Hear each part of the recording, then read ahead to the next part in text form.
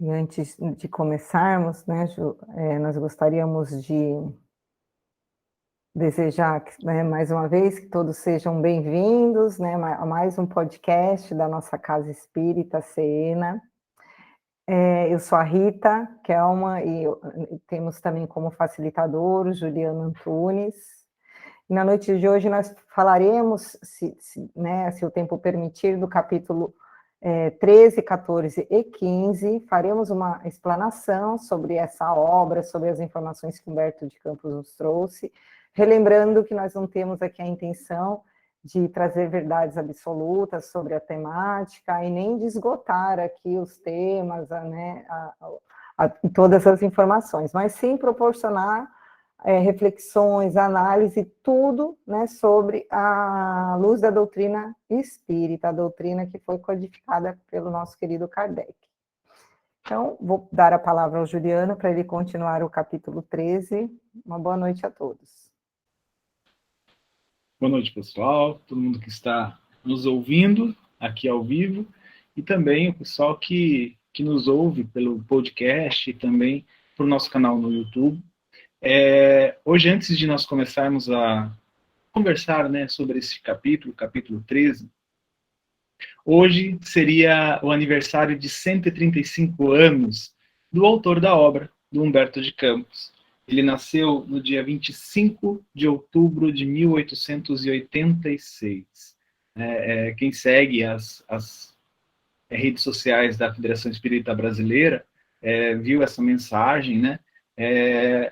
Humberto de Campos, a gente já comentou aqui, ele escreveu algumas obras que ele assinou como Humberto de Campos, e devido a algumas complicações com a família que ainda estava encarnada aqui na época de lançamento dos livros, né, da publicação dos livros, mais tarde ele adota o pseudônimo de Irmão X.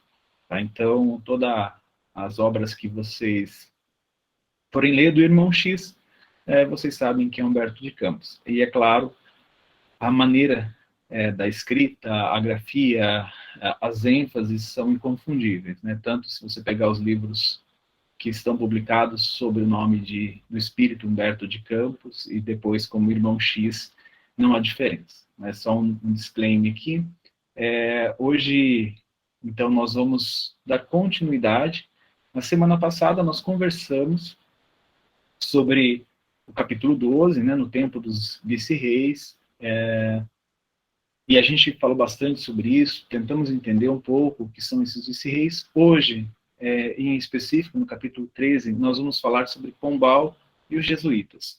Pombal é uma personalidade, né? Então a gente já vai ver esse personagem que foi muito importante para esse reinado, né, para a reconquista, a reconstrução do reino de Portugal, e os jesuítas, né? A gente vai ver essa relação mais profundo, né?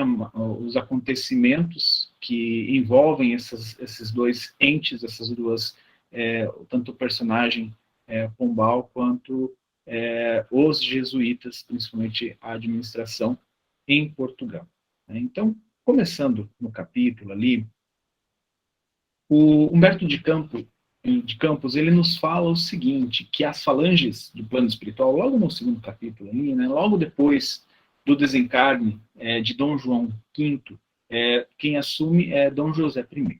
Né? Então, neste momento, as falanges do plano espiritual, elas precisam escolher uma personalidade que vai estar à frente dessa reconstrução de tudo aquilo que Dom João V acabou, vamos supor assim, depreciando. Né? Ele até coloca aqui, né, que esse monarca esbanjador e arbitrário, que ele estava se referindo a Dom João V, que nunca reuniu as cortes para uma consulta necessária aos interesses do povo. Então, o que as falanges do plano espiritual, colocando este personagem, Pombal, sobre a administração, à frente dessa administração do reinado, né, não como rei, mas ali aquela personagem que administra todo todos os principais assuntos do reinado. Né? O Humberto de Campos coloca ele como ministro. Né? Então, esse ministro ele acaba conduzindo a pensamento, as economias, toda a gestão do reinado de Dom José I. Né? Então, eles precisavam dessa personalidade, tanto que eles colocam, né, que o escolhido, porém, não soube corresponder integralmente às sagradas expectativas dos gênios espirituais da terra portuguesa. Então, o que Humberto de Campos está querendo dizer? Olha, tudo isso foi administrado, foi colocado, foi planejado, arquitetado pelas falanges do plano espiritual, né, ligadas a Portugal. Né? Da mesma forma que nós temos Ismael aqui no Brasil, toda a corte de espíritos que administravam, no caso, né, esse reinado português na época, estavam reunidos e planejando, traçando, por isso que este personagem entra na história, né, começa a fazer essa administração, conduzir esse ministério. Só que ele não correspondeu às expectativas. Ele realizou muito, fez muita coisa boa, né, do ponto de vista da condução espiritual, mas, como eles colocam aqui, ele não soube corresponder integralmente. Então, ele falhou muito. A principal falha é o que a gente vai discutir nesse capítulo.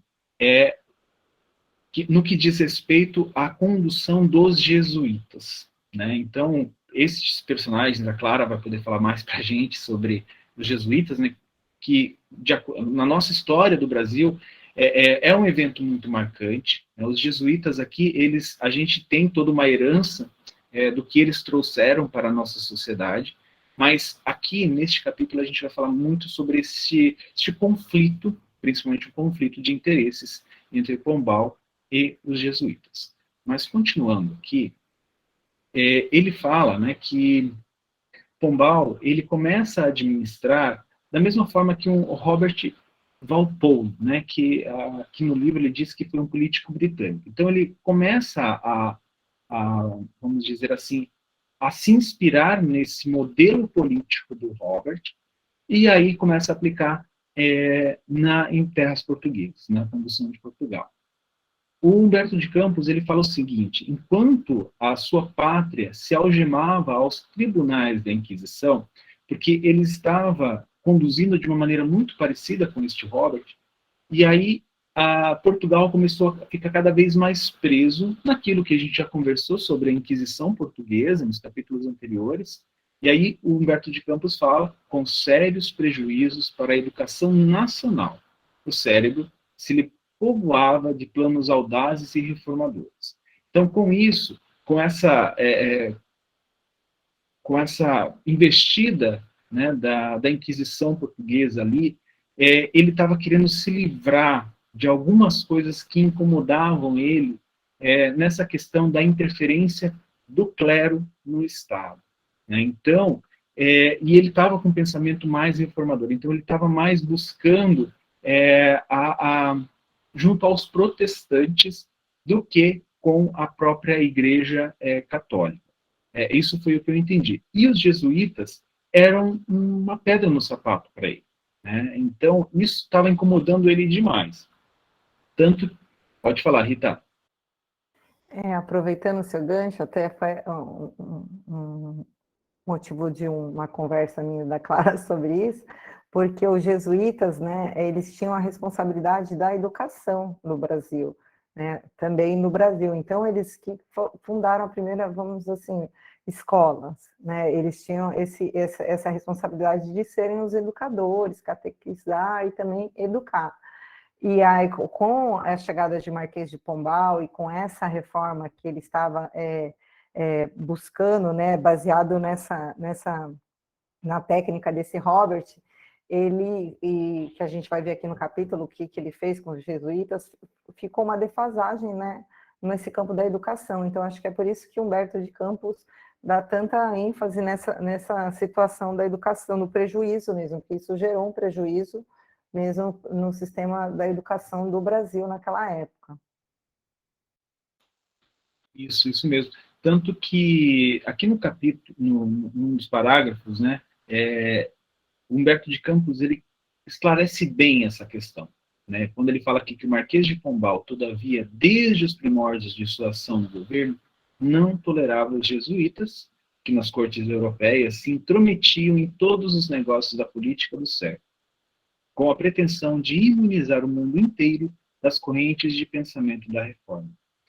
Então, assim, os jesuítas, para ele, era uma pedra no sapato, porque os jesuítas, lembra que a gente conversou sobre isso nos capítulos anteriores, enquanto as reformas, né, a reforma protestante avançava em vários países reinados da Europa, né, se espalhava, apareceu aquela contra-reforma, o movimento da Igreja Católica, querendo ser uma oposição a estes momentos de reforma, movimentos de reforma.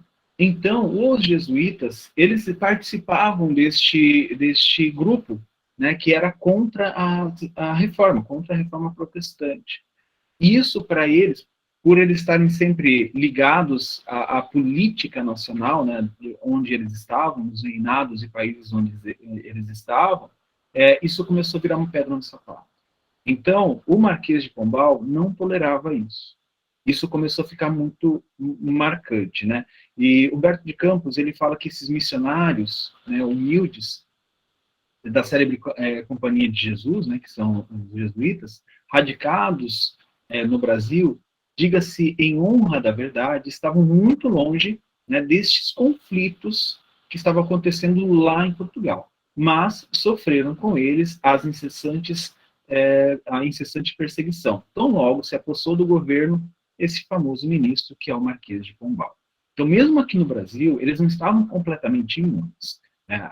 Como colônia aqui, nós recebíamos, né, o Brasil, no caso, recebia os mandos portugueses, principalmente agora com esse ministro à frente. Então, tudo isso aqui também sofria as consequências. É claro que não tinha a mesma briga ou a mesma força que tinha lá na corte portuguesa, né?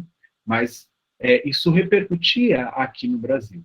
Aí o que acontece, que surge no final, o atentado à vida do rei, né, do monarca, de Dom José I, isso em 1751. Com isso, né, muitas vezes, né, esses eventos são aproveitados por alguns políticos, né, para conduzir as coisas à sua maneira. Né? A gente viu isso no Paulo Estevão, quando Nero incendiou Roma, e aí ele conduziu a culpa disso tudo aos cristãos, e aí começou a perseguição e tal. Aqui o Marquês fez a mesma coisa. Ele colocou a culpa em um grupo de pessoas que até o Humberto de Campos destaca que uma das famílias que foi acusada e foi julgada, ela era inocente, né? Ela não tinha participado daquilo ali. E, principalmente, o Marquês aproveitou para investir ainda mais contra os jesuítas. Então, ele aproveitou dessas circunstâncias, dessa situação desagradável, dessa situação que é condenável, e aproveitou disso para perseguir ainda mais, né, e principalmente passar um monte vamos dizer assim, de leis, de normas, de conduta que perseguiam os jesuítas. E aí, né, o Humberto de Campos ele declara muito bem nesse parágrafo, onde ele fala assim, ó, Pombal aproveita o ensejo que se lhe oferece para justificar a expulsão dos jesuítas, apontando-os como os autores indiretos do atentado. Assina, sem hesitar, o decreto de banimento. Né? Então, quando os jesuítas saem, né, tanto depois o Humberto de Campos vai dar a data, eu não anotei a data aqui, mas ele vai dar a data que os jesuítas são banidos, né, com um papa, e eles só retornam lá em 1800 e alguma coisa, né? Acho que é isso. Aqui a gente está em 1700, tá, gente? Então eles só retornam lá em 1800, né, para 1814, se eu não me engano, né? E aí, o que acontece? Este ato de Pombal, ele se reflete largamente na vida no Brasil. Todo o movimento de organização social se devia na colônia aos esforços dos jesuítas, né, como o Humberto coloca aqui, dos dedicados missionários. o clero comum possuía escravos numerosos e chegava a defender o suposto direito a escravizar outros, né? Então, isso era conveniente para o clero da época. Mas ele coloca muito bem aqui, dizendo assim, ó, os jesuítas, porém, sempre trabalharam no início da organização brasileira dentro dos mais amplos sentimentos de humanidade. Então, assim, aqueles que poderiam, né, conseguir desenvolver ainda mais a abolição, né, participar dos movimentos, apoiar e ser um dos pilares, eles foram retirados, foram banidos do Brasil. O que acontece aqui também, né, com esse banimento, ele fala assim, ó, que aldeavam, os jesuítas, eles aldeavam os índios, que eles aprendiam a língua dos índios, ensinavam a sua língua também para os nativos, a fim de influenciarem mais diretamente o ânimo deles. Então, era a maneira de se comunicar, né, porque você precisa se comunicar para ter empatia, para conseguir entender as preocupações, as necessidades, e explicar também os acontecimentos. Então, os jesuítas, eles faziam isso, trazendo as tábuas rústicas às comunidades da civilização, e foram, talvez, naqueles tempos longínquos, os únicos refletores dos ensinamentos do alto. Eu destaquei isso porque eu achei interessante. A gente se colocando, né, olhando para aquele momento na história, como Humberto de Campos fala, estes movimentos dos jesuítas eram os únicos que refletiam um pouco do movimento, dos ensinamentos, né, daquilo que vem do mais alto. Não que estes homens, né, que esses padres jesuítas, eles fossem livres de erro. Não é isso, tá? Mas eles eram que mais se aproximavam a refletir um pouco daquilo que o alto enviava para a Terra. Né? Então, ali, trabalhando junto com os índios, com os escravos, tendo essa empatia, ensinando, né, como a Rita colocou muito bem, ensinando, né, evangelizando estes povos, eles refletiam um pouco dessa questão, né, dos sentimentos que vêm dos nossos amigos da espiritualidade superior, né, daqueles que estão comandando a construção da pátria do Evangelho, mas eles foram retirados. Então a gente começa a perceber, assim, lendo esse capítulo, eu comecei a perceber que as coisas começaram a piorar muito, né, com essa saída dos jesuítas. E aí, Humberto complementa falando assim que a expulsão, né, dos jesuítas do Brasil retardou de muito a educação das classes desfavorecidas, pelo que a Rita havia comentado. E aí, né, se o ministro, no caso o Marquês de Pombal, de Dom José I, estendeu algumas vezes seu dinamismo renovador até a pátria do Evangelho, então aquelas mudanças que ele estava fazendo, promovendo em Portugal, ele estendia um pouco para o Brasil, sua ação poucas vezes ultrapassou o terreno material. Então, era única e exclusivamente material. Mas a gente tem que lembrar que este homem, ele foi colocado ali para fazer um trabalho maior. Com isso, o que acontece? Mais uma vez, os espíritos ligados a Ismael, ligados a essas cortes angélicas, vão lá e vão chorar aos pés de Ismael. Né? Então, tanto que tem um belo discurso aqui de Ismael, vocês me desculpem, eu coloquei quase todo ele, mas a gente vai conversando aos poucos, vou ver se eu não leio ele na íntegra, tá? Mas aí, estes espíritos vão lá falar com Ismael. E Ismael traz algumas lições importantes que vale a pena a gente destacar. Primeiro delas, quando ele fala assim, irmãos, muitas vezes os próprios espíritos que escolhemos para determinados labores terrestres não resistem à sedução do dinheiro e da autoridade. Sentem-se atraídos em suas próprias forças e se entregam sem resistência ao inimigo oculto que lhes envenena o coração. Bom, aqui Ismael está esclarecendo para toda aquela equipe de espíritos, e isso a gente vê muito, que por mais que ele seja preparado, né, por mais que este Marquês foi preparado no plano espiritual, que recebeu assistência ao reencarnar durante toda a sua infância, juventude, preparação, muitas vezes, sobre essas influências positivas, eles não têm muito domínio, assim, eles não vão poder, ele não é como um ventríloco, né? A espiritualidade não é como um ventríloco que vai mexer as cordinhas e essas pessoas vão fazer o que deve ser feito. Não, é o livre-arbítrio. A gente já conversou sobre isso. Então, essas pessoas, como o Ismael lembra muito bem aqui, elas vão se entregar quando não estão perfeitamente harmonizadas, ligadas e realmente empenhadas em mudar, né?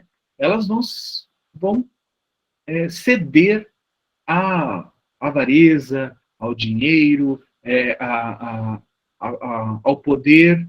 Né? Então, isso desvia muito da rota. Não que essas pessoas, dentro de si, elas não saibam. Né? A nossa consciência, por ela possuir a lei de Deus escrita dentro dela, né, isso emana do nosso consciente, do nosso coração, do nosso íntimo. Mas muitas vezes essa avareza, ela sufoca isso facilmente. É isso que Ismael está falando aqui.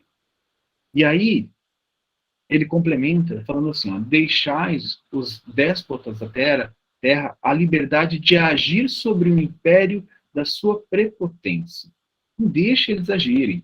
Por mais que operem dentro das suas possibilidades no plano físico, a vitória pertencerá sempre a Jesus, que é a luminosidade tocante de todos os corações.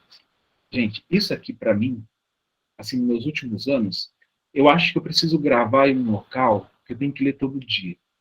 Porque, gente, é assim, né, a Margarida mora em Portugal, na Europa, o velho mundo, maravilhoso, e nós aqui no Brasil, né? Vocês sabem do que eu estou falando, né, gente? Então, a gente fica... Eu fico muito preocupado com os rumos da nossa nação, né? Isso eu estou falando de maneira geral, tá? Eu estou falando de política, estou falando de economia, estou falando de religião, estou falando de sociedade, de convivência, de preconceito, tudo, né? E aí, às vezes, eu fico assim, poxa, será que a gente está num barco, né, numa tempestade, sem ninguém lá no leme, né, sem ninguém conduzindo, o negócio está indo ao léu? Aí vem Humberto de Campos com essa mensagem de algumas décadas atrás, para consolar corações como os meus, como o meu. O que acontece, gente? Este pensamento do Ismael, consolando aquela falante de espíritos que vai conversar com ele, é um entendimento que a gente precisa ter.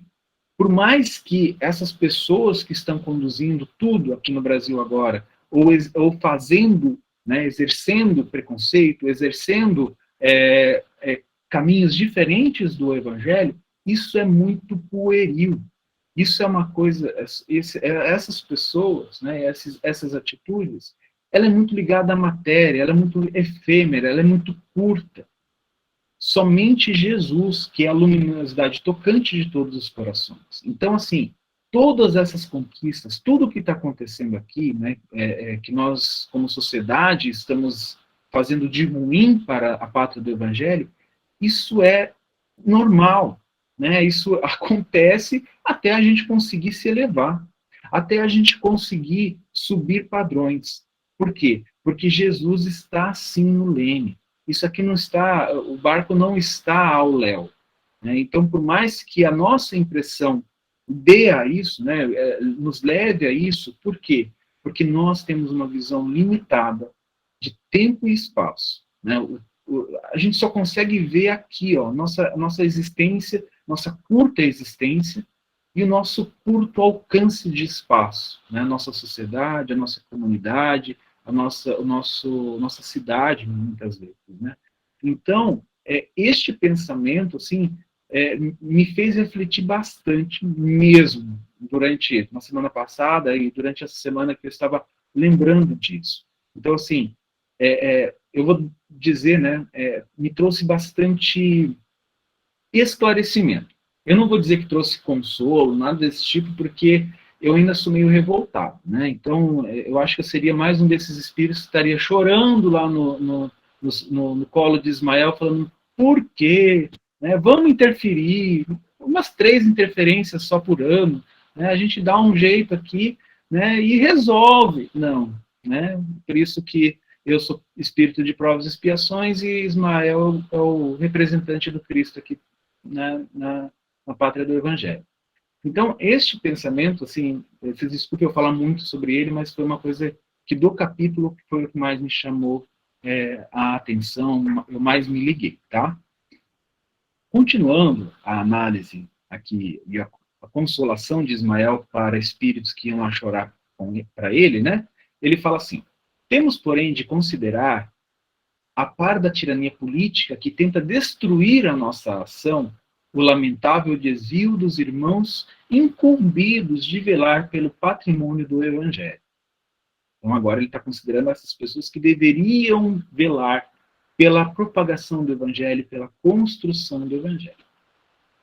Lá no mundo europeu, infelizmente, não têm eles procurado levar a luz espiritual às almas aflitas e sofredoras, clareando a estrada dos ignorantes e abençoando o rude labor dos simples. Ao contrário, buscam influenciar os príncipes do planeta, disputando os mais altos lugares de domínio no banquete dos poderes temporais, em todos os países onde milita a Igreja do Ocidente. O que Ismael está falando assim, olha, ao invés dessas pessoas que estão à frente do clero, né, da igreja, irem buscar o coração daqueles mais simples, de propagar o evangelho, de levar, né, o amor do Cristo em seus atos, atitudes e ensinamentos, não. Eles vão lá, procuram os reis, procuram a nobreza, os monarcas, para conseguir cada vez mais poderes. Poderes efêmeros, poderes passageiros, mas é isso que é o que estava acontecendo ali, né?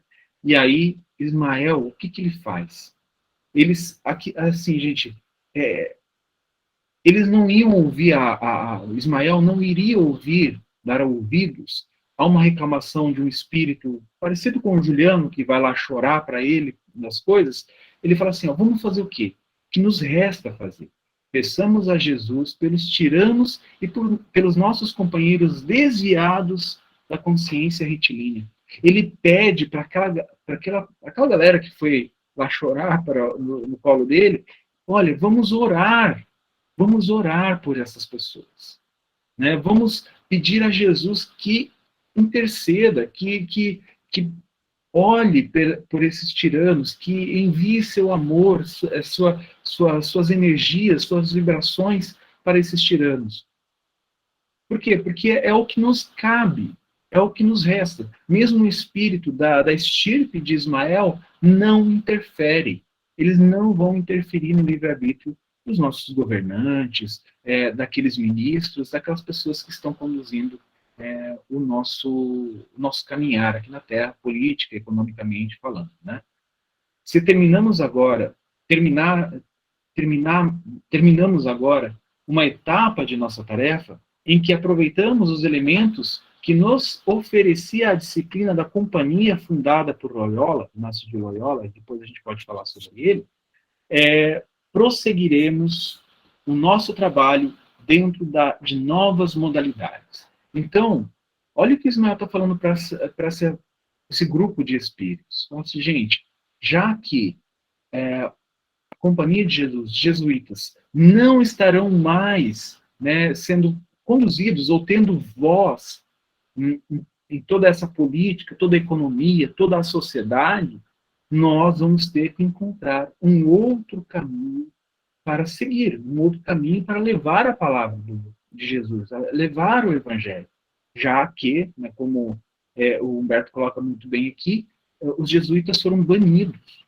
Então, Inácio de Loyola, né, como ele me coloca aqui, foi o fundador, né, do movimento dos jesuítas, né, na Companhia de Jesus. É muito legal a história de Inácio de Loyola, né, eu recomendo a vocês que vão lá pesquisar sobre ele, é bem interessante. Eu não vou comentar aqui, porque senão eu vou tomar mais tempo ainda da Rita, mas só para a gente entender que a espiritualidade, diante desses acontecimentos, são acontecimentos, eu vou colocar assim, como inesperados, né, para Ismael, porque eles estavam contando que o Marquês pudesse conseguir levar de uma maneira mais próxima dos planejamentos da espiritualidade, das pleiades espirituais que governavam Portugal, né, o reinado. Porém, né, como a gente viu, ele não conseguiu alcançar a plenitude. Então, já que este marquês tirou uma galera que estava auxiliando bastante na construção da pátria do evangelho, Ismael fala, gente, vamos ter que achar um outro caminho. Não tem jeito, vamos orar por estes tiranos, vamos orar por esses que estão atrapalhando, né, a toda essa condução de acordo com o evangelho, com os planos do Cristo, vamos orar por eles, mas a gente vai trabalhar de uma outra forma para chegar ao nosso objetivo.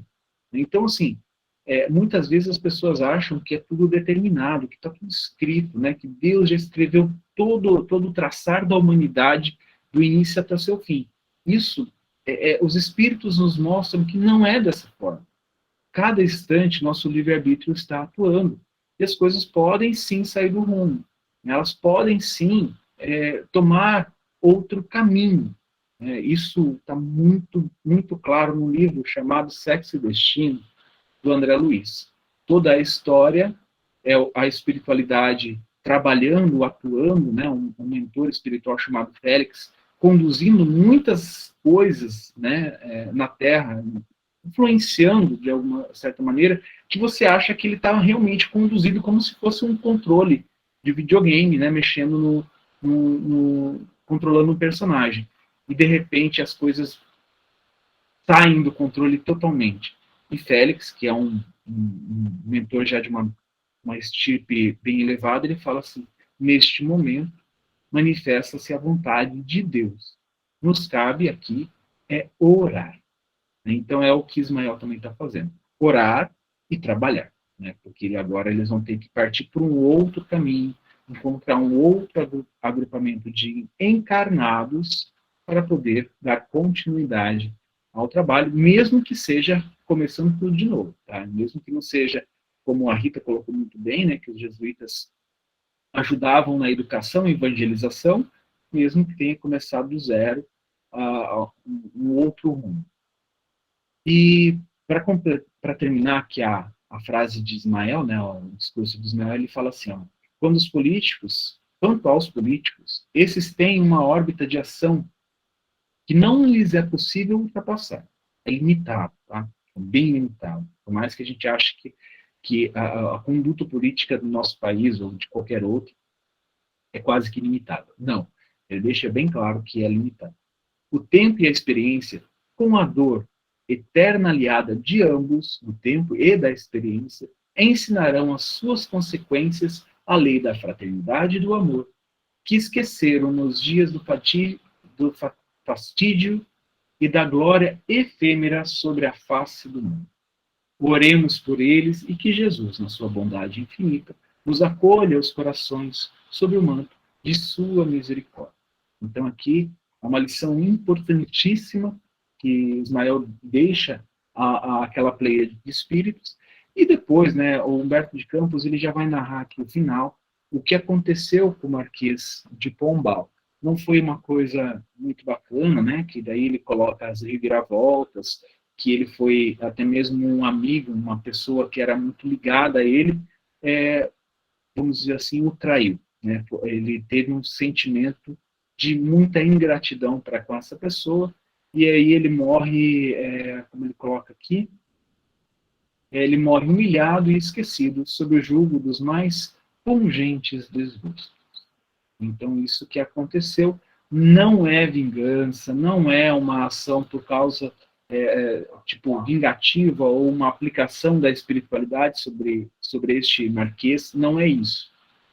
É bem claro que tudo isso foi consequência das escolhas que este marquês fez durante o período que ele tinha poder, durante o período que ele tinha essa manifestação, né, tinha essa conduta.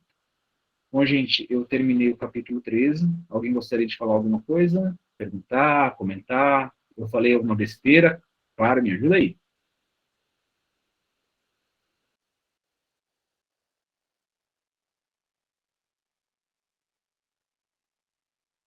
Rita, parece que a palavra é toda sua. Obrigada, Ju. Então vamos lá. Vamos tentar fazer aí os 2 capítulos. Vamos ver se vai dar tempo. É o capítulo 14, que é a Inconfidência Mineira.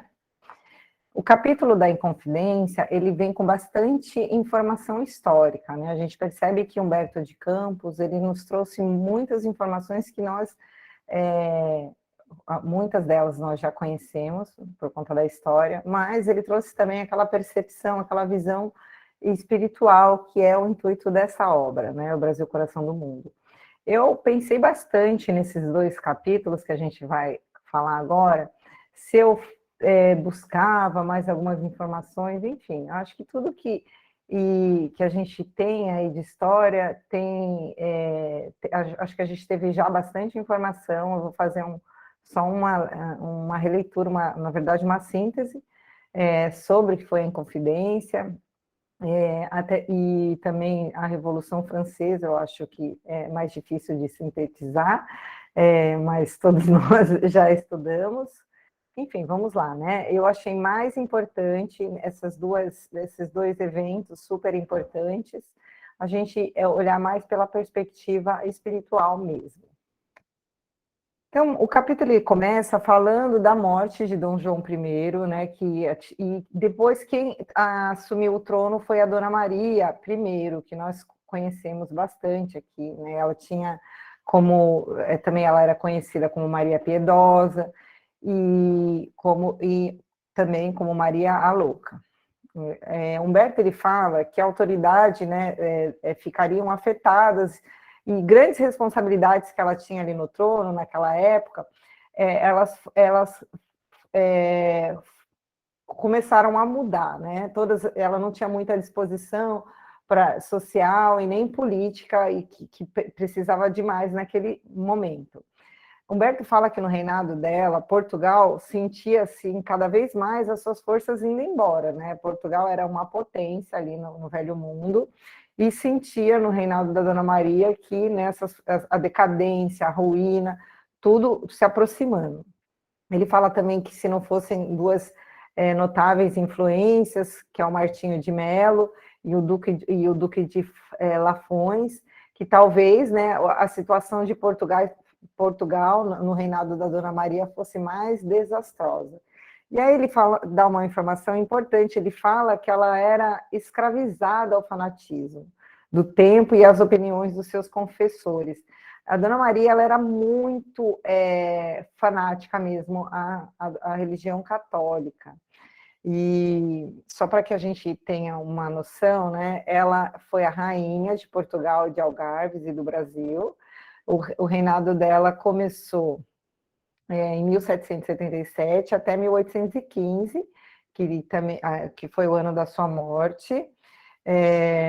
Não, 1792 até a sua morte. Seu filho mais velho, Dom João, né, que a gente vai ver no capítulo seguinte, assumiu o reinado. O ato mais importante assim que a gente percebe no reinado da Dona Maria foi exatamente conhecido a demissão do Marquês de Pombal, que o Juliano acabou de falar, né, o exílio, né, e ela nunca perdoou ele pela forma brutal como ele tratou a família Távora, que foi a família que foi toda decapitada, condenada, para que ele tomasse, né, durante o processo ali dos Távoras. Ela era uma rainha amante da paz, dedicada às obras sociais, e concedeu asilo a numerosos aristocratas franceses fugidos ali da Revolução Francesa.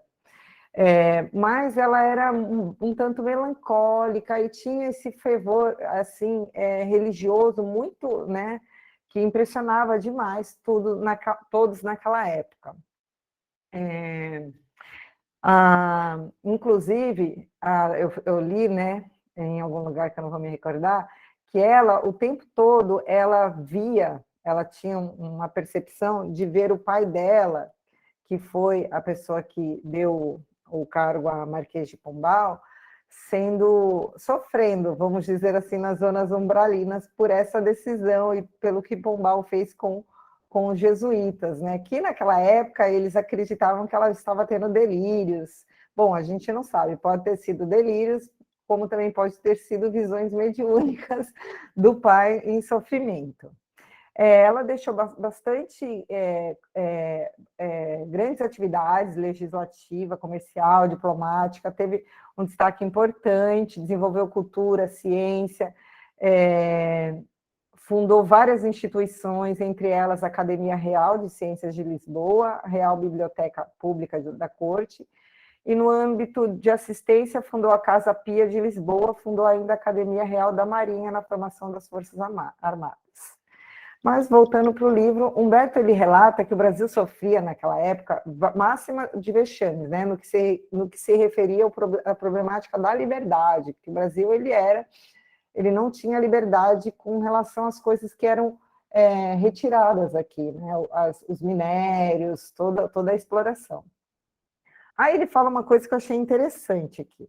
Ele fala assim, a Sete de Tesouros edificara Vila Rica, que é Ouro Preto hoje, nos cumes enevoados e frios das montanhas, reunindo-se ali uma pleiade de poetas e escritores que sentiriam de mais perto as humilhações infligidas pela metrópole portuguesa à pátria que nascia.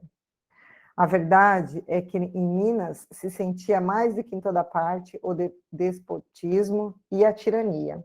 Acho interessante porque a gente sabe que nessa época ali, Minas Gerais ela foi um berço mesmo de poetas, escritores, de pensadores, mas nós temos informações também da espiritualidade que renasceram ali espíritos ligados à Inquisição, né? Que eram padres, inquisidores, espíritos que haviam falhado, né, tinham desencarnado, sendo eles os próprios inquisidores, e renasceram ali em Minas Gerais, sofrendo toda essa pressão de despotismo e tirania para poder sentir na pele mesmo, né, que é a lei que nós conhecemos, que é a lei de causa e efeito.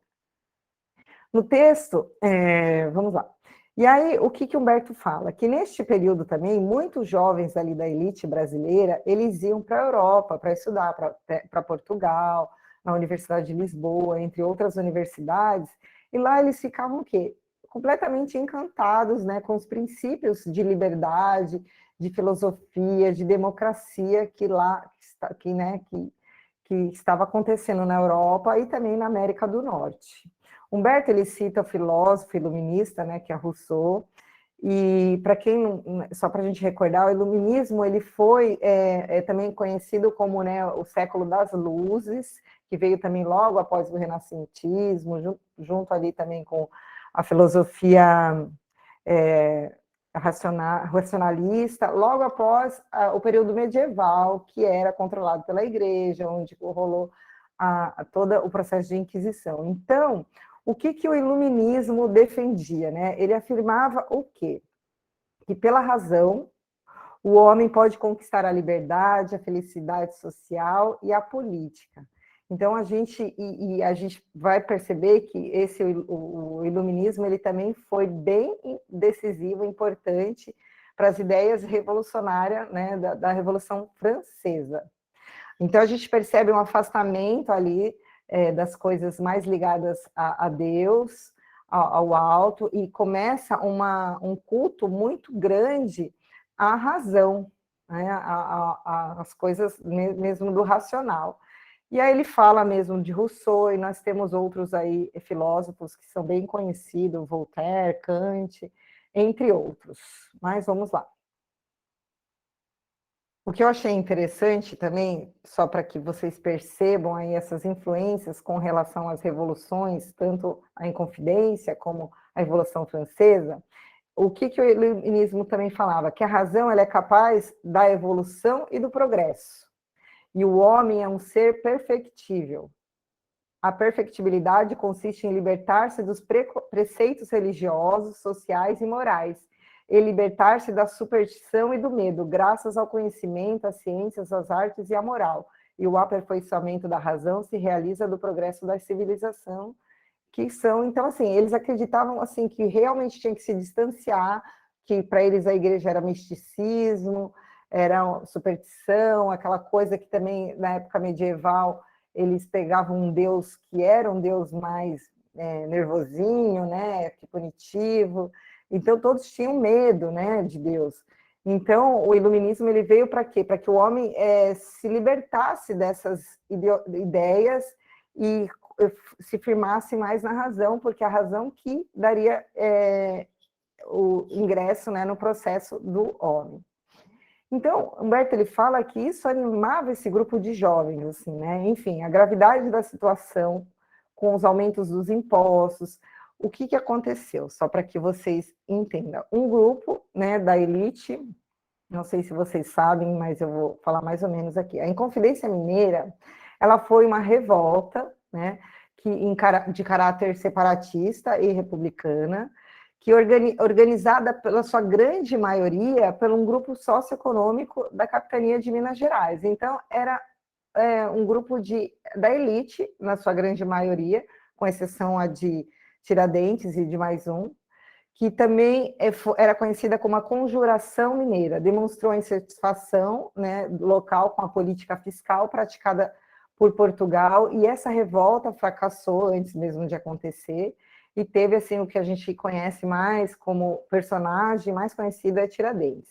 Mas só para que vocês tenham uma ideia, quem que eram os personagens ali e qual eles ocupavam e quais eram os seus cargos, né? Eles eram tenente-coronel, capitão-mor, tinha um padre também, um vigário, e o que eram mais simples, que tinham também cargo militar, que é conhecido como alferes na época, hoje seria um segundo-tenente, era Joaquim José da Silva Xavier, o Tiradentes, e Carlos Gouveia, que era um vigário. Os demais, eles eram todos membros da elite, né, da elite ali de Minas Gerais.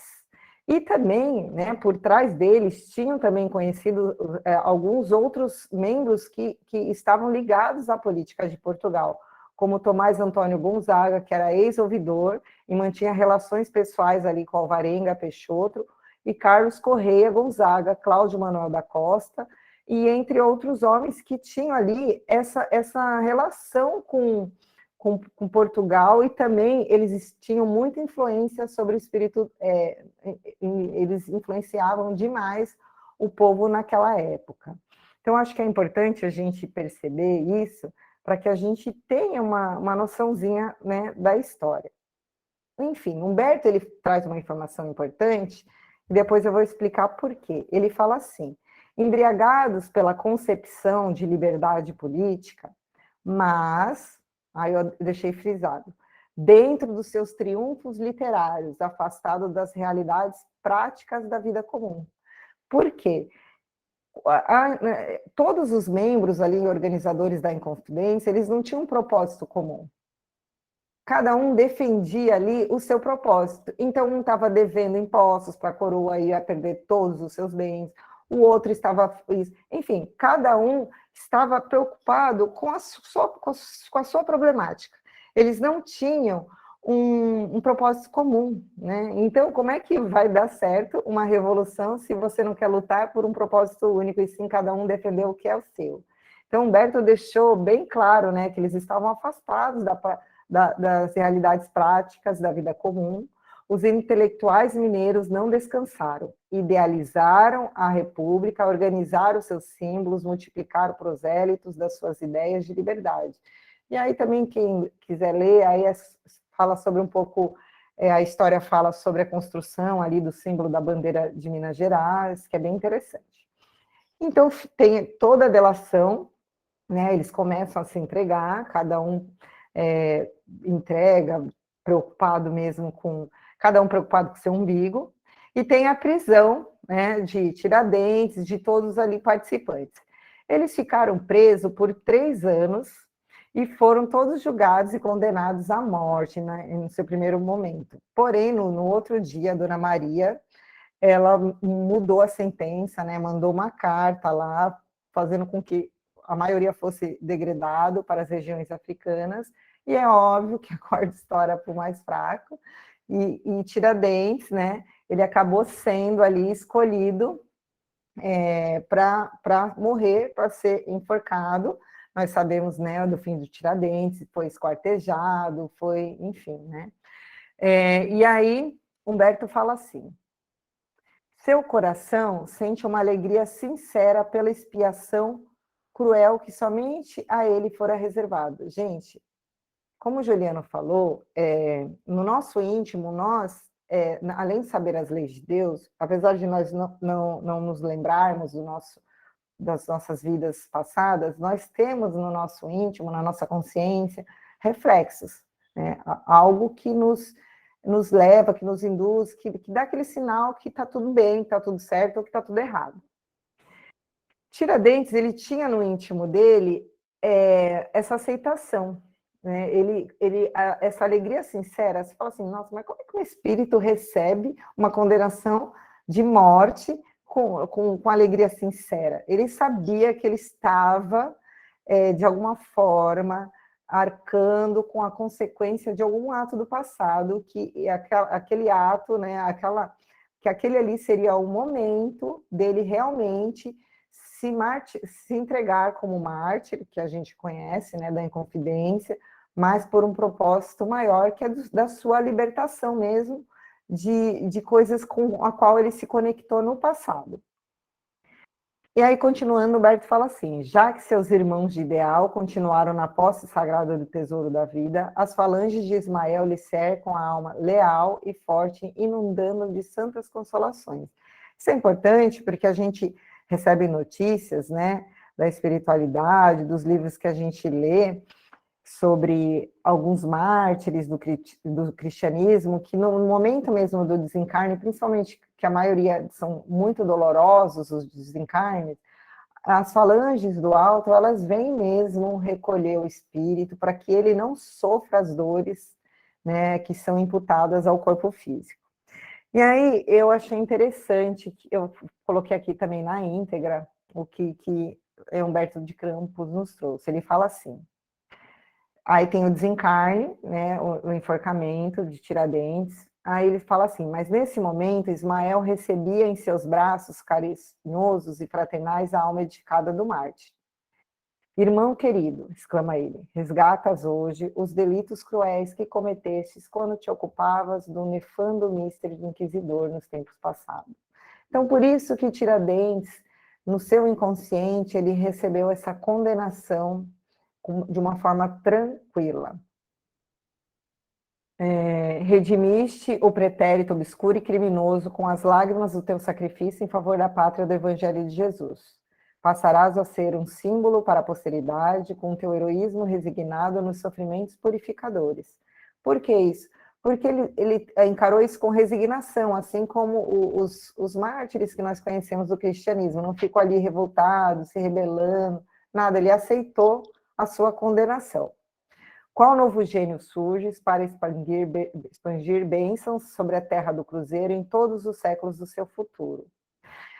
Regozija-te no Senhor pelo desfecho dos teus sonhos de liberdade, porque cada um será justificado de acordo com as suas obras. Se o Brasil se aproxima da sua maioridade como nação, ao influxo do amor divino, será o próprio Portugal quem virá trazer a ele todos os elementos da sua emancipação política, sem o êxito incerto das revoluções feitas à custa de sangue fraterno para multiplicar os órfãos e as viúvas da face sombria da terra. Então, aqui Ismael dá duas informações muito importantes.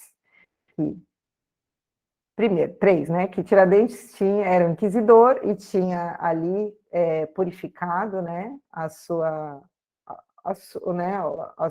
escolha equivocada, que o Brasil estava se aproximando da maioridade da nação, então a gente percebe que também uma pátria ela tem o período de infância espiritual, como coletividade, e chega à maioridade, então as responsabilidades também são maiores, e que o próprio Portugal, né, que essa maioridade ela não poderia ser feita às custas de sangue. Por quê? Que a gente estudou um pouquinho a Inconfidência, né, os planos deles eram de matar o governador, enfim, eram planos de causar dor, sofrimento para quem estava ligado ali a Portugal. E aí eu queria falar uma coisa para vocês. Eu procurei algumas informações sobre Tiradentes, sobre o que a espiritualidade nos trouxe. Não tem tantas informações. Tem um livro que eu vou confessar para vocês que eu não conheço, nem conhecia, se chama Confissões de um Confidente, se não me engano. E que fala... Confidências de um Inconfidente. Isso, Ju. Você já leu, Ju? Não, eu já ouvi falar, mas não li ele ainda. Eu também não. Ele fala que nesse livro que houve uma reunião no plano espiritual para alistar os inconfidentes, que os pais desses inconfidentes foram chamados lá e avisados que iriam nascer, né, no ventre ali das mulheres, alguns espíritos ligados, e teve a presença de vários espíritos que estão ligados vibratoriamente ao nosso planeta, à nossa pátria, como Manuel da Nóbrega, como Anchieta, enfim, entre outros, mas assim, eu não li o livro, então eu não... E ele é psicografia do Tomás Antônio Gonzaga. É um romance, né, que nesse romance parece que conta um pouco sobre esse processo. Como eu não li, eu achei melhor eu não passar aqui, porque eu não vou ter como falar sobre o livro. O que eu achei também, existe um livro que eu já li, que aí é bem interessante, que se chama Crônicas Além do Túmulo, que é do próprio Humberto de Campos, que, como vocês sabem, Humberto ele era jornalista, então, escritor, né, também. Ele faz uma entrevista com Tiradentes, né, e não só com Tiradentes, cada capítulo ele entrevista uma personalidade, é bem interessante. E aí ele fala que Humberto, no dia 21 de abril, que é o mês que comemora, que é o mês da morte, né, de Tiradentes, ele fala que ele estava junto com uma pleiade de espíritos intelectuais, era uma caravana de brasileiros mesmo, desencarnado, e que tinham ido visitar ali Ouro Preto, que era a antiga Vila Rica. E eles se encontram lá, e estão todas essas personalidades ligadas à Inquisição não, desculpa, à Inconfidência. E ele encontra Tiradentes, e ele fica muito curioso, vai fazer uma série de perguntas para Tiradentes sobre a Inconfidência, mas o que eu achei interessante é que ele pergunta, que é uma coisa que sempre passava assim na minha cabeça, né? Se Tiradentes tinha alguma coisa a acrescentar, alguma coisa assim sobre... E aí ele fala que não tem coisa alguma a acrescentar às descrições históricas. Então a gente percebe que as descrições históricas é isso mesmo, né? Senão minha profunda repugnância pela hipocrisia das condições sociais de todos os tempos. Então, assim, naquela época e hoje, né, as convenções sociais ainda, né, é o que norteia aí as decisões da humanidade, infelizmente. Mas ele faz uma pergunta sobre os ossos, mas o nosso Humberto de Campos, ele é muito engraçado, né, que foi trazido lá... da África, lembra que o pessoal foi degradado para lá. Se era realmente os ossos do Gonzaga, e Tiradentes brinca, fala que pode ser, mas também pode ser de um angolano, enfim. Eu achei interessante porque ele fala que na verdade, o Brasil ele ainda não é, né, essa nação de liberdade, de amor, de fraternidade, e que isso ainda depende muito mesmo de cada um de nós, de lutarmos pela união, por um propósito uno, né? Por um propósito que vai ser para melhorar a vida de todos nós. Gente, da Inconfidência, eu vou me limitar a isso. Se alguém quiser colocar mais alguma coisa... Posso ir para a Revolução Francesa? Também, nossa, eu falei, gente, Revolução Francesa, dá para ficar um semestre inteiro, até mais, só falando da Revolução, né? Mas a gente vai também ficar aqui só falando da parte espiritual. Humberto, ele relata as fases de transições que estavam acontecendo na monarquia, com a saída da Dona Maria e a direção de Dom João. E que a administração estava passando por grandes problemas ali, né, naquele momento. E aí tem toda a história da Revolução Francesa, que começa em 1789. Deixa eu ver aqui. Isso. Não vou. Aí ele faz todo o relato o que estava acontecendo, né, da Revolução Francesa. E aí no texto ele fala assim: A esse tempo, todos os gênios espirituais do Ocidente se reúnem nas esferas próximas do planeta, implorando a proteção divina para os seus irmãos da humanidade. Emissários de Jesus descem com a sua palavra magnânima a instruir os trabalhadores do bem, levando-lhes as energias dos bons combates. Gente, imagina a atmosfera, a gente não consegue nem imaginar a atmosfera de dor, de sofrimento, de lamúria, de desespero que estava, né, o velho mundo ali naquele momento. Então, vamos lá. Aí a mensagem vem. Eles, irmãos, elucidam eles. Ordena o Senhor que espalhemos a sua luz e o seu amor infinito sobre todos os corações de que sofrem na terra. As forças da sombra intensificam a miséria e o sofrimento entre todos os recantos do planeta. As ondas revolucionárias enchem o sangue de todas as estradas do globo terrestre, e as trombetas da guerra se fazem ouvir entoando as notas horríveis da destruição e da morte. Levantemos o espírito geral das coletividades oprimidas, renovando a concepção da liberdade na face do mundo. Eu não sei se vocês sabem, mas no plano espiritual, nas colônias que estão próximas da Terra, toda vez que tem uma guerra, trombetas mesmo, né, soam para que os moradores ali se coloquem em oração também, pedindo ao Cristo que intercedam, né, por nós. E aí um trabalhador lá faz uma pergunta que eu achei bem interessante. Ele fala assim: anjo amigo, estarão enquadrados na lei divina os trágicos acontecimentos que se desenrolam na Terra? Os tribunais se instalam para julgamentos sumários, que terminam sempre por sentenças de morte. As preces das viúvas, dos órfãos, elevam-se até nós nos mais dolorosos apelos, enquanto procuramos amparar esses irmãos com os nossos braços paternos. O banquete da guerra, presidido pelos ditadores, prossegue sempre, como se obedecesse uma fatalidade terrível do destino do mundo. Então ele estava assim, será que isso realmente é o destino do mundo? Será que, como o Juliano falou, está sem ninguém no comando desse leme, o mundo está perdido, aquelas coisas que passam na nossa cabeça. Então o benfeitor explica, irmãos, o plano divino é da evolução, e dentro dele todas as formas de progresso das criaturas se verificam sem concurso desses movimentos lamentáveis. Então, para progredir não precisa de guerra, não precisa de dor, dá para progredir com amor somente, que atestam a pobreza moral da consciência do mundo. Então isso está ligado ao nosso problema no campo da moralidade mesmo, na nossa pequenez espiritual. A revolução e a guerra não obedecem ao sagrado determinismo das leis de Deus, traduzem o atrito tenebroso das correntes do mal, que conduzem o barco da vida humana ao mar encapelado das dores expiatórias. Os pensadores terrestres poderão objetar que das nações revolucionárias nascem novas modalidades evolutivas do planeta e que múltiplos benefícios se originam das suas atividades destruidoras.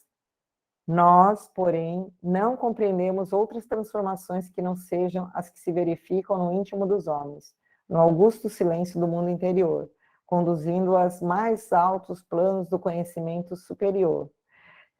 Se, após os movimentos revolucionários, surgem no orbis novos aspectos do progresso geral, é que o bem é o único determinismo divino dentro do universo, determinismo que absorve todas as ações humanas, para assinalar com o sinete da fraternidade a experiência e do amor. Gente, isso eu achei importante, porque eu mesma já usei, assim, dessa ideia de achar que é todo caos, né, que a gente precisa do caos para que o progresso venha. E aqui o benfeitor deixa muito claro que não, que o único determinismo que tem aqui é o bem, né, é o progresso, que é através do amor. Então a gente não precisa do caos, é que a gente escolhe o caos, e é através do sofrimento que o caos gera, a gente vai ter esse olhar para o íntimo e vai perceber a necessidade de escolhas boas, de aprimoramento, mas nós poderíamos muito bem escolher esse caminho sem optar pelo caos, né? E aí ele fala que os espíritos das trevas se reúnem para chacina, para destruição, o que acontece, né? Aliando-se ao quê? Eles só conseguem essa atuação aliando-se às nossas tendências que ainda estão ligadas a essas tendências inferiores, né? E que eles julgam que eles vão conseguir colocar aqui na Terra esse plano inferior, mas a gente sabe que não, né? Que a vitória é sempre de Jesus, que a luz sempre vai clarear esses horizontes e vai absorver todo esse mal que ainda existe, que está dentro de nós mesmos. E aí eu trouxe uma informação do Livro dos Espíritos, que é a questão 634, que Kardec pergunta assim para os espíritos: por que o mal se encontra na natureza das coisas? Falo do mal moral. Deus não poderia criar a humanidade em melhores condições? E aí os espíritos respondem assim: já te dissemos, aos espíritos foram criados simples e ignorantes. Deus deixa o homem à escolha do caminho, tanto pior que ele seguir o mal, tanto para ele se seguir o mal. Sua peregrinação será mais longa. Se não existissem montanhas, não poderia o homem compreender que se pode subir e descer. E se não existissem rochas, não compreenderia que há corpos duros. É necessário que o espírito adquira a experiência e para isso é necessário que ele conheça o bem e o mal. Eis porque existe a união do espírito e do corpo. Então, o conhecimento do mal, né, a gente percebe que é no corpo físico. O bem, ele assim, o que é o bem? Ele é tudo que nos aproxima de Deus, né? Se nós seguimos as leis de Deus, os desígnios de Deus, nós estamos no caminho do bem. E o mal é o que nos distancia do bem. Então, assim, até o Santo Agostinho, né, ele trabalhou na filosofia há um tempão para provar que não existia o mal, né, que o bem, Deus fez o bem, o mal é a escolha do livre-arbítrio, e a gente percebe que é isso que os espíritos deixam bem claro para Kardec também. E aí o benfeitor ele dá uma série de informações, né, que é por essa razão que mesmo depois dessas ações destruidoras de guerra, florescem outros núcleos valiosos de civilização e até que a fraternidade deixe de ser uma figura mitológica que para a gente ainda está muito distante, né, por conta da nossa vaidade e que a gente, né, e que uma hora Jesus Cristo vai conseguir unir esse rebanho, né, e todas as suas ovelhas. E aí ele fala que infelizes são aqueles que tentam fechar a porta do progresso aos seus irmãos, porque acima da justiça subornável do homem há um tribunal onde impera, né, que é o tribunal de Deus, que a gente sabe. E aí ele fala, dá exemplo de Caim, né? Caim, Caim, que fizestes ao teu irmão. Somente as lágrimas do círculo doloroso da reencarnação tenebrosa lhes abrem uma vereda para a reabilitação nas estradas eternas do tempo. Então a gente sabe aqui a história de Caim e Abel, que Caim matou Abel, e ele deixa bem claro que todas as nossas ações equivocadas, somente com a reencarnação, né, é que a gente vai conseguir se reintegrar novamente às leis de Deus, sanar todas essas dívidas. E aí, terminada essa reunião, né, os trabalhadores do Cristo se espalharam aí pela orbe da Terra, lá para o velho mundo, para trazer esse consolo. E aí Napoleão prosseguia, né, deixando a sua parte de rastro e lágrima aí para onde ele invadia. Eu achei interessante também, depois eu vou trazer umas informações interessantes aqui de Napoleão, que aí ele fala que Napoleão assina o tratado com a Espanha, aí ele invade Portugal, né, e o rei da Inglaterra convence Dom João a sair ali de Portugal, porque já prevendo que Napoleão ia chegar lá com as suas tropas. Humberto fala que, né, que o príncipe, que ele era um príncipe generoso, que ele foi encontrado assim às vésperas da sua partida chorando em um dos aposentos privados ali do palácio, mas que a decisão ela foi tomada, que eles vieram para o Brasil, saíram de lá no dia 29 de novembro, a caminho do Brasil, e parece que foi bem, bem tortuoso esse caminho, não foi uma viagem tão fácil, Mas Humberto fala que os gênios espirituais velavam pelos vencidos e pelos humilhados. Então, a gente percebe que ali eles tinham amparo da espiritualidade. Então, Dom João VI chega ao Brasil em janeiro de 1808, e depois de uma viagem cheia, né, de acidentes e contrariedades. O bondoso príncipe encontraria, eu achei interessante, aqui na terra do Evangelho, a hospitalidade que os reis não encontravam nas suas colônias da América do Sul. E ele se sentiu muito acolhido, muito compreendido, ele sentiu um acolhimento fraterno mesmo do povo nativo aqui do Brasil. Mas vamos lá, agora informações importantes que eu queria trazer aqui para vocês, não que essas de Humberto não são importantes, são também, me desculpe ao aniversariante da noite, mas vamos lá, vou projetar aqui já para vocês. Bem, gente, eu sempre esqueço como que projeta. Essas fontes são seguras, então por isso que eu vou projetar, tá?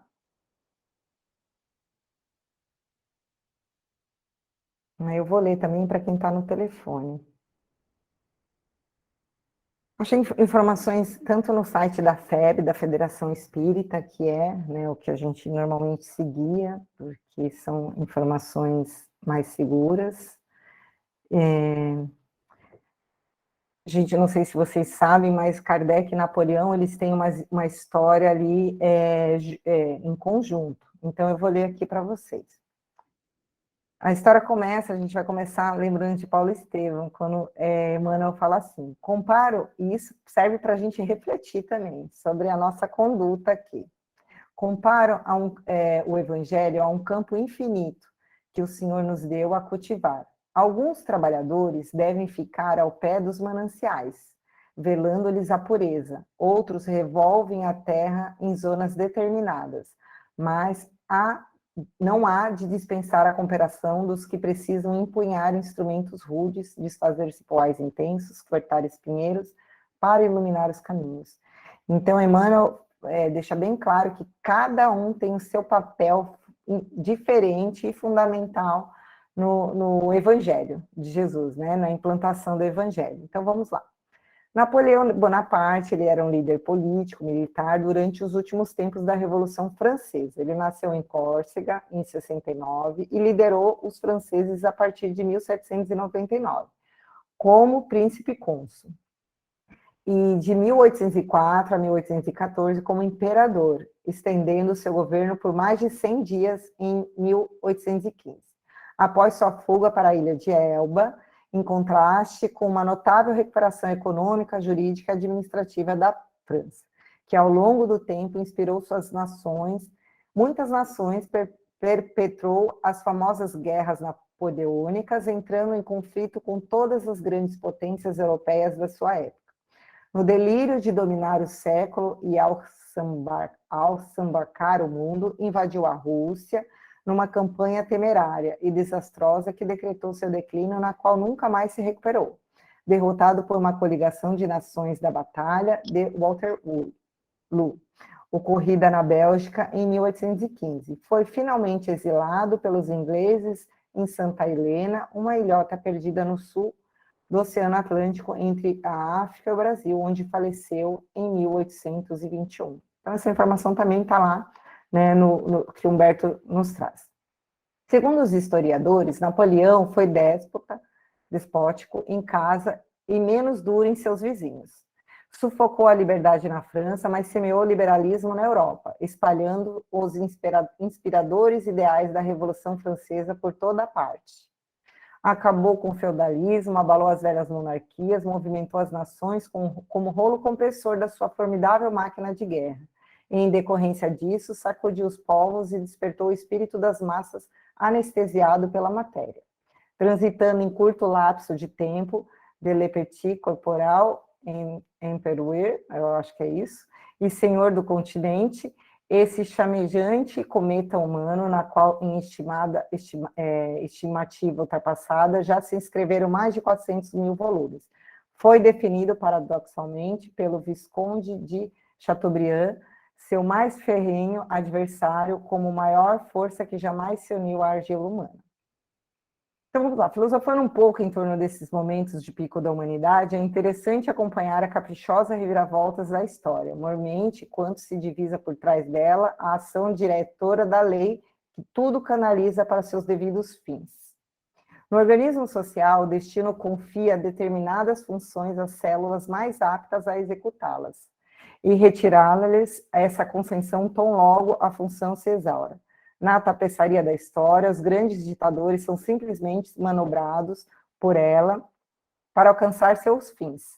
Ao contrário do que pensam, isto é, são eles que impulsionam com seu gênio, visto que os homens só mandam em aparência, pois quem governa de fato é a providência divina. Assim nasce Napoleão. Assevera sua voz simples instrumento de uma guerra difundidora de novas ideias, mas foi atirado fora pelo destino como um trapo. Tão depressa se exauriu sua função.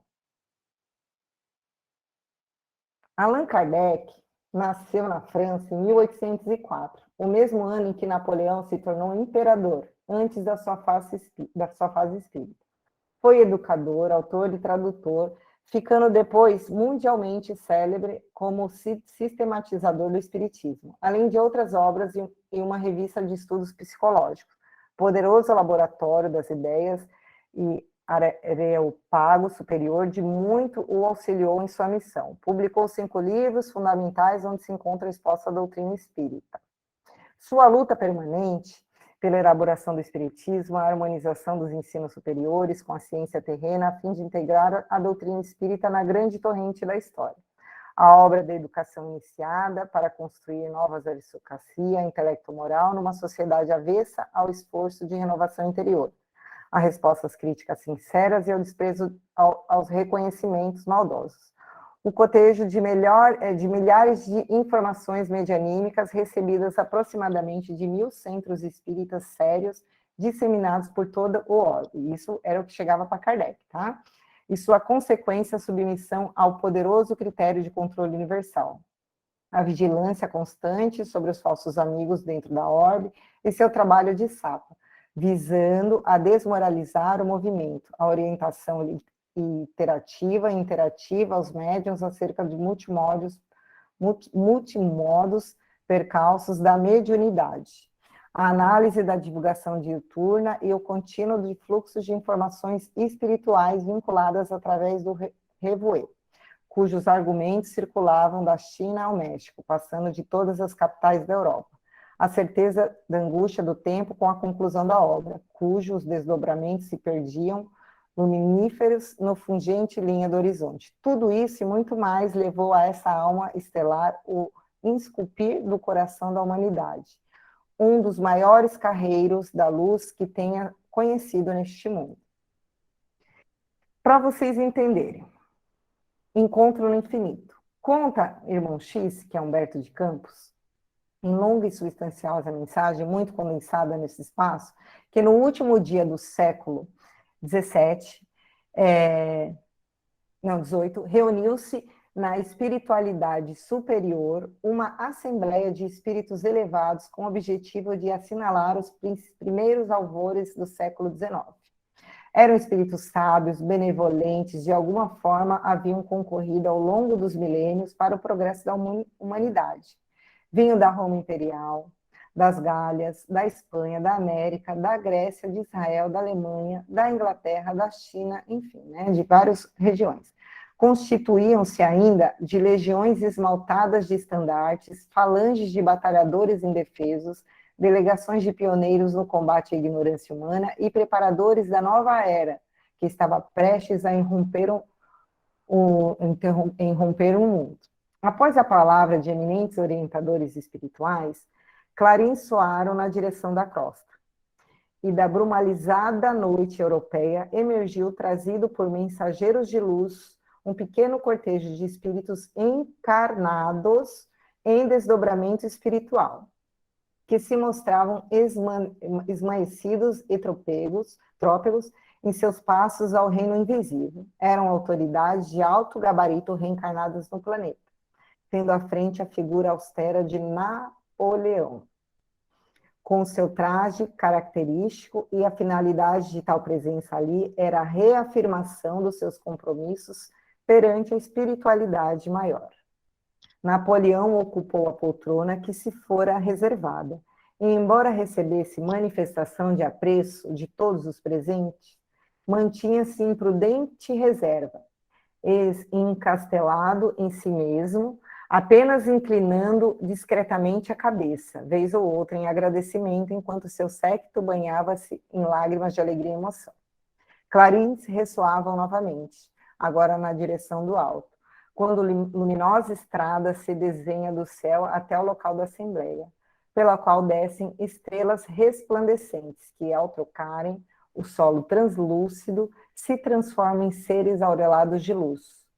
Um dentre esses seres avulto, pela conspícua superioridade, traz fúlgida tiara na cabeça, e um cetro dourado na mão, e de seu olhar transbordam magnanimidade e doçura. Baixam-se os estandartes em sinal de respeito, e muitos sábios e guerreiros postam-se genufluxos em meio à multidão.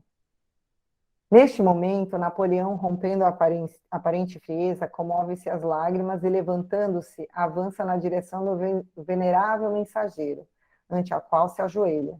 O emissário celeste sorri sem afetação, e no momento que procura erguê-lo para abraçar, poderosa voz, a um tempo enérgica e doce, projeta-se do céu e exclama para Napoleão, agora pertrancido de pavor e júbilo: irmão e amigo, ouve a verdade, que te fala em meu espírito. Este à frente do apóstolo da fé, que sob a égide do Cristo, descerá para a terra atormentada um novo ciclo de conhecimento.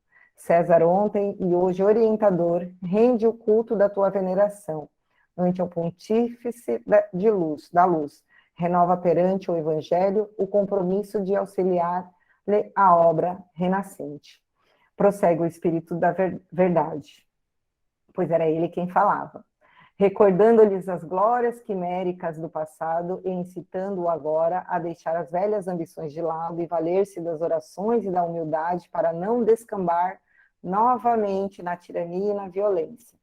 Quem não atribuísse apenas à ardidez do seu gênio as conquistas militares e políticas do presente, pois as circunstâncias da vida que o favoreciam eram dádivas exclusivas do Senhor. Sua missão, a exemplo do Batista, antes o Cristo, era exteriorar os caminhos para o apóstolo da codificação, que iria inaugurar em breve a nova era para a humanidade, pois começariam no século XIX, os preparativos para o advento do terceiro milênio do cristianismo na Terra. E a entidade sublime conclui suas palavras a Napoleão com este voto de confiança. Confiamos, pois, o teu espírito valoroso à governança política de novos eventos e que o Senhor te abençoe.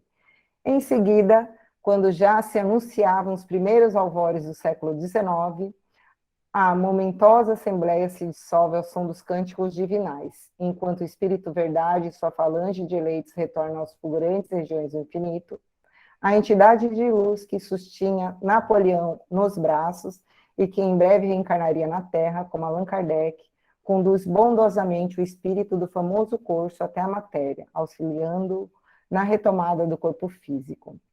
Isso está nas crônicas também, cartas e crônicas, psicografia do Chico Xavier. Gente, vocês, me desculpem ler rápido, mas vocês observaram a importância que tinha a missão de Napoleão? Napoleão foi chamado para fazer o papel do Batista, João Batista, que foi o percussor do Cristo, para ser o percussor de Allan Kardec, para que Allan Kardec pudesse fazer sua obra, né, com a inspiração do alto, de maneira tranquila, de maneira sem grandes problemas. Só para concluir aqui um pouquinho, num livro também, qual que é o livro que é? Deixa eu pegar aqui rapidinho. Um livro de um médium, uma psicografia de um médium, tá aqui. 13 de novembro de 1906, um médium português, Fernando de Lacerda, recebeu o ditado mediúnico de Napoleão, na qual destacamos, a gente só destacou um trecho aqui que foi de profunda considerações mesmo de Napoleão sobre a sua atuação aqui na Terra e sobre a Revolução. Vou compartilhar assim. Ele fala assim, dado o momento substanciosa da mensagem, o comunicante interrompe a escrita. Então, Napoleão, ele interrompeu a escrita, e o médium ficou assim, ué, cadê, né? Será que ele foi embora? E aí o médium, crendo, né, a ausência, começa a perguntar, estás aí, espírito eleito de Deus, para o avanço da humanidade? Aí Napoleão responde, eleito não, escolhido. Eleito, não será o mesmo? O médium pergunta. Ele fala, não, eleito foi o escolhido por Deus para semear o bem pelo bem. O escolhido por ser, o escolhido pode ser para fazer o bem ou para fazer o mal. O eleito foi Jesus, eu fui o escolhido, porque ele acabou optando pelo caminho do mal. Então a gente percebe que, embora, né, Napoleão, cheio de razão, né, e mais consciente da sua missão e o quanto o papel dele era importante, a gente percebe dois espíritos que estavam ligados, que tinham ali a sua...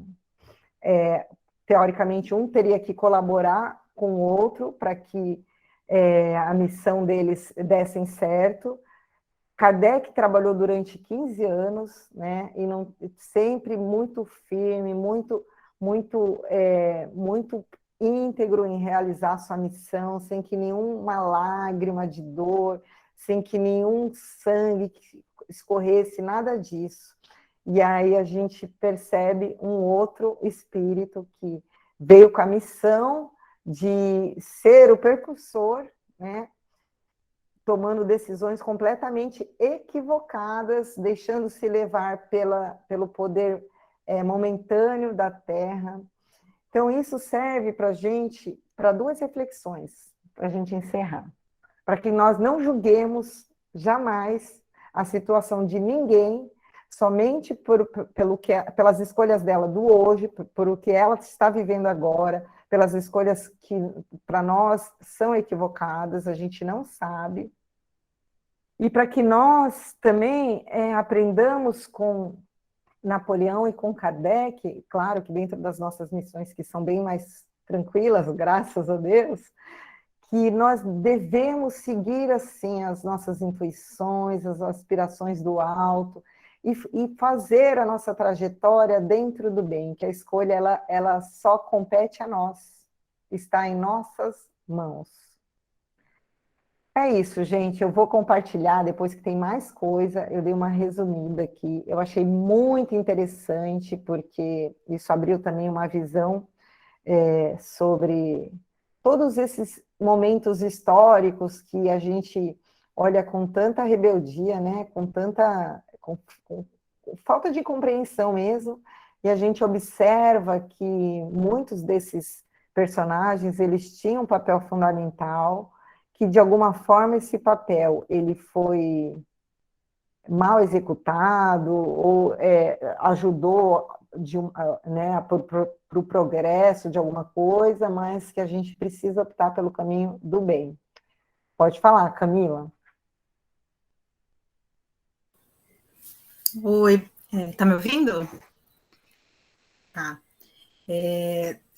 Isso que você falou agora e até o que o Juliano falou também lá no início, eu sempre foi o que me pegou, assim, em relação a essa questão dessas escolhas, né, pelos líderes, desde da época aí dos desbravamentos, aí dos desbravadores aí do Brasil, e os demais líderes de outros países, e eu nunca encaixava para mim, assim, de como, assim, que foram escolhidos, e sempre, até hoje, né, acontece a mesma coisa, que entendendo agora, fazendo essa leitura, de que sim, foram os escolhidos sim, mas a maioria deles caíram pelo poder, né?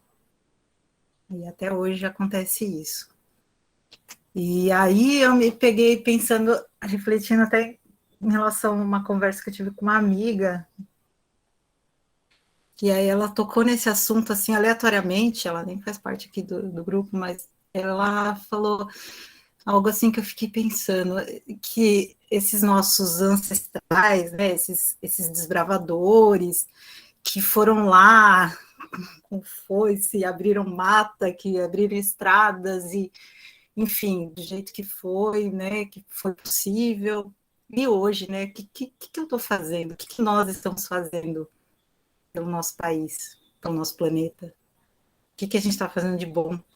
Isso me pegou muito, eu fiquei refletindo muito, eu nos meus questionamentos, às vezes, né, em relação a esses líderes, aos julgamentos, a gente faz o máximo, né, no nosso dia a dia, mas eu tô falando, assim, de ação mesmo, né, parece, eu tenho a sensação, assim, que tá muito estagnado, e que a coisa não vai para frente, o que a gente vai fazer para honrar essas pessoas que foram lá e enfrentaram muitas dificuldades, né, para a gente chegar que a gente tem hoje aqui, essa tela que a gente está aqui estudando, toda essa tecnologia. E aí isso veio muito forte assim, para mim, só isso que eu queria compartilhar. Obrigada. Sim, não, por enquanto só nos cabe o nosso aprimoramento, né? Cuidar bem dos nossos, né? E para esses espíritos que têm mais capacidade de coletividade, né? E até dívidas também, né? Eles vão ter que, né, que tentar achar esse equilíbrio aí. Gente, eu vou finalizar, eu vou mandar para vocês aqui, para que vocês leiam com calma, porque eu acho bem interessante essa reflexão. E se alguém também, se ficar alguma dúvida, alguma coisa, se alguém quiser depois mandar lá no grupo, pode ficar à vontade, ou mandar no privado mesmo, tá bom? Ju, você pode fazer a prece, por gentileza?